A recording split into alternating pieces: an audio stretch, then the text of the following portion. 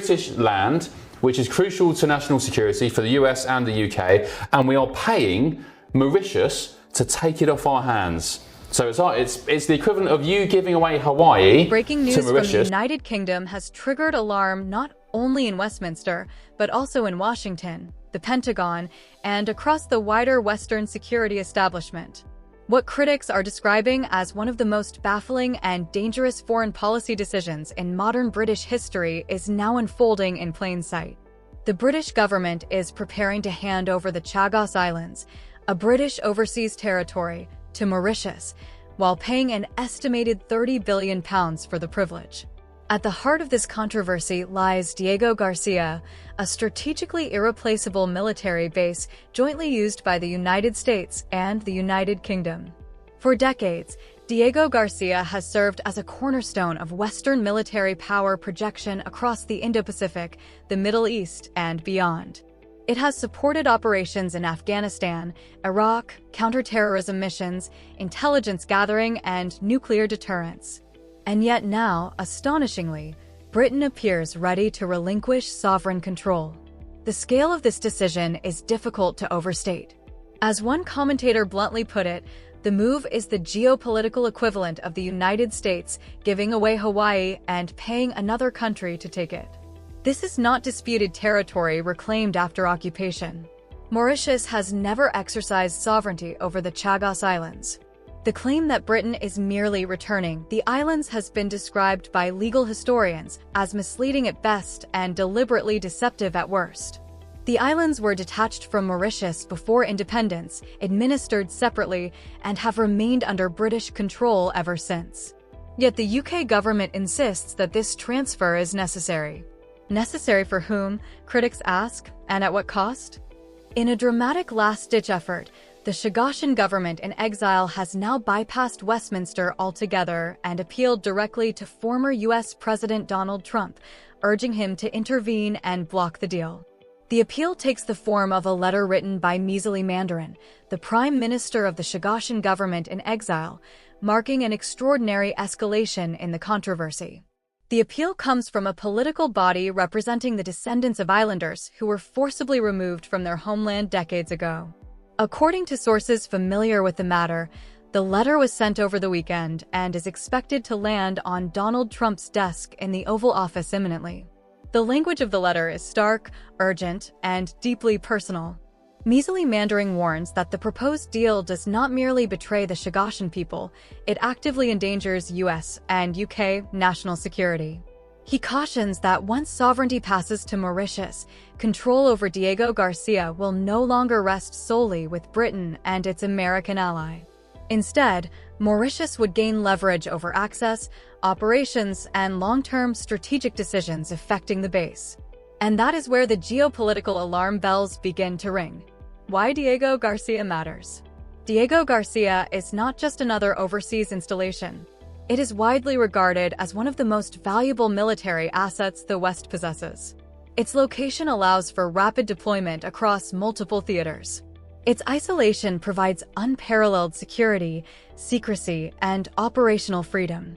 The base has hosted nuclear-capable bombers, intelligence infrastructure, and logistics hubs critical to U.S. global reach. Any compromise to Diego Garcia is not a regional issue, it is a global one. The Chagosian letter explicitly warns that Mauritius maintains close diplomatic and economic ties with China and Russia, raising the specter of foreign influence creeping into decisions that directly affect Western military operations. Even more concerning is Mauritius's membership in the African Nuclear Weapon-Free Zone Treaty. Under this framework, certain military activities involving nuclear assets could face legal and diplomatic obstruction. In practical terms, critics argue that in a future crisis, Diego Garcia's use as a nuclear deterrent or operational launch point could be challenged, delayed, or blocked altogether. This is not a hypothetical risk. It is a structural vulnerability introduced by political choice. The Chagosians speak and are ignored. Perhaps the most striking element of this unfolding story is the position of the Chagosian people themselves. Many were forcibly removed from the islands during the 1960s and 1970s. For decades, they have campaigned for recognition, compensation, and the right to return. Yet now, as their homeland stands at the center of a historic geopolitical decision, they say they have been sidelined entirely. According to Measly Mandarin, a significant number of Chagosians want the islands to remain under British sovereignty. They believe that alignment with the United Kingdom, and by extension the United States, offers stability, security, and the best chance of safeguarding their future. Instead, they see their homeland being traded away as part of a legal and political settlement negotiated without their consent. The letter to Donald Trump makes this plea explicit: give the Chagosians a voice, pause the deal, and reconsider the consequences.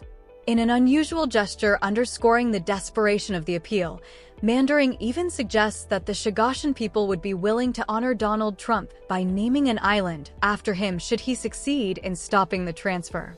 Symbolic, perhaps, but revealing of how high the stakes feel to those watching their homeland slip away. An unanswered question. As this story gathers momentum, one question dominates political debate on both sides of the Atlantic. Why is Britain doing this at all? Mauritius did not demand the islands. The Chagosians did not ask for this outcome. The strategic case is overwhelmingly against it, and the estimated financial cost, £30 billion, is staggering. Yet the British government presses ahead. In the next section, we examine the legal pressure, international rulings, and elite networks that critics say lie behind this decision, and why many believe ideology, not national interest, is driving one of the most controversial deals Britain has ever considered. International rulings versus national interest. The unfolding controversy over the Chagos Islands is not merely a matter of geography or sovereignty.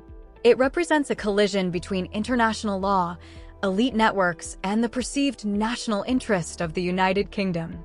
For decades, the Chagos Islands were administered directly by Britain after being separated from Mauritius prior to its independence. Over the years, however, Mauritius has periodically pressed claims, arguing that the islands were unlawfully detached. These claims have culminated in rulings from international bodies, most notably the International Court of Justice, ICJ, which, in an advisory opinion, suggested that Britain should relinquish control. Critics of the proposed handover argue that such rulings are being treated as moral imperatives rather than legal obligations. The ICJ's advisory opinion, while influential, is not legally binding. The British government's decision to surrender sovereignty while paying billions to Mauritius therefore raises a fundamental question, one that remains unanswered. Why override the actual interests and wishes of the people who live there, the Chagosians, in favor of a largely symbolic international judgment and the elite legal networks behind the deal? A closer look at the players involved sheds further light on the controversy.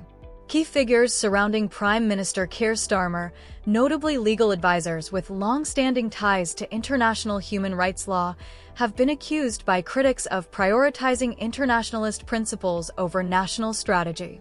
Among them is a lawyer described by sources as Starmer's closest friend and confidant, a figure deeply embedded in networks that have long advocated strict adherence to international rulings, even at the expense of local governance. These networks include elite barristers, former human rights lawyers, and advisors with ties to the International Court of Justice, ICJ, and global NGOs. It is within these circles, critics argue, that the rationale for surrendering the islands, despite their strategic importance, has been cultivated. According to detractors, Starmer, influenced by these advisors, chose to elevate international law above the immediate needs of British citizens and key allies. One senior parliamentary source, speaking off the record, put it bluntly: they sit around North London dinner tables, sip expensive wine, and debate abstract international law, while the strategic realities of Diego Garcia and the plight of the Chagosian Islanders are brushed aside. Financial incentives and the £30 billion question. The sheer scale of the financial element cannot be ignored. Britain is reportedly paying £30 billion as part of this arrangement. For many observers, the logic is baffling. Why would Britain effectively pay another nation to take over land that has never been theirs? Critics argue that this payment represents more than a legal settlement. It symbolizes a broader trend in which governance is increasingly outsourced to international considerations, a move many see as politically motivated rather than strategically sound. Financial analysts also warn of significant knock-on effects, raising concerns that the cost may extend far beyond the headline figure. Britain is allocating billions to a deal with no immediate domestic benefit. At a time when pressing internal crises, from housing shortages to mounting NHS pressures, continue to escalate, the optics are politically devastating. For many, this reinforces the narrative that elite networks and international law take precedence over the welfare of ordinary citizens. The Chagosians' voice versus global diplomacy. Central to the debate is the voice of the Chagosians themselves. Exiled for decades, their rights and wishes are once again being ignored in favor of a diplomatic settlement designed to placate Mauritius and satisfy international legal opinion. The Prime Minister of the Chagosian government in exile, Measly Mandaring, has repeatedly emphasized that the people he represents wish to remain aligned with the United Kingdom. Their concerns are not abstract, they are deeply rooted in history, security, and the continuity of governance. Yet the British government appears determined to press ahead with the handover. Critics interpret this as an ideological commitment to globalism, prioritizing international law, legal precedent, and diplomatic optics over the practical realities of sovereignty and national security. A political calculus beyond borders. Political observers note that this deal is not merely a legal or financial decision, it is a calculated political gamble. By transferring sovereignty, the UK may hope to bolster its international reputation within human rights and international law circles.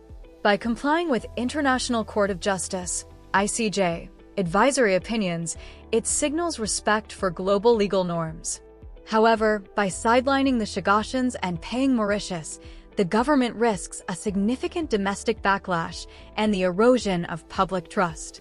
As one former senior diplomat remarked, "It's as if the British establishment is more concerned with appearing virtuous internationally than being strategically responsible." Strategic reality meets legal complexity. This political calculus carries profound consequences. The United States, heavily invested in Diego Garcia, has reportedly expressed serious concerns. Sources within the Pentagon have described the proposed handover as strategically nonsensical. Analysts warn that any misstep could compromise military operations, intelligence sharing, and the broader Indo-Pacific security posture. At its core, this controversy represents a collision between abstract international law and concrete strategic reality. On one side are advisory rulings, human rights arguments, and diplomatic norms. On the other stand Diego Garcia as a linchpin of Western security, the historical grievances of the Chagosian people, billions in taxpayer money, and intensifying geopolitical rivalry in the Indo-Pacific. Critics argue that the British government is choosing moral symbolism or legal conformity over pragmatism, a choice they warn could carry lasting strategic costs. A decision of this magnitude may carry far-reaching consequences. In practical terms, granting Mauritius sovereignty does not merely transfer land, it transfers decision-making authority over military basing, access permissions, and potentially even rules governing nuclear operations. It introduces a dangerous layer of unpredictability into an arena that has long depended on absolute certainty and control. The human angle, displacement, exile, and betrayal. While much of the debate has focused on legality and strategic calculus, the human cost cannot be ignored. The Chagosian people were forcibly displaced, pushed into exile, and separated from their homeland for decades. Many have lived with the consequences of that decision ever since: economic hardship, cultural loss, and a lingering sense of injustice. Now, as the fate of the Chagos Islands is being decided once again, they say they are facing a familiar betrayal. Their voices remain marginalized, their preferences sidelined, and their future negotiated without their participation. For the Chagosians, this is not merely a geopolitical dispute, it is the continuation of a historical trauma.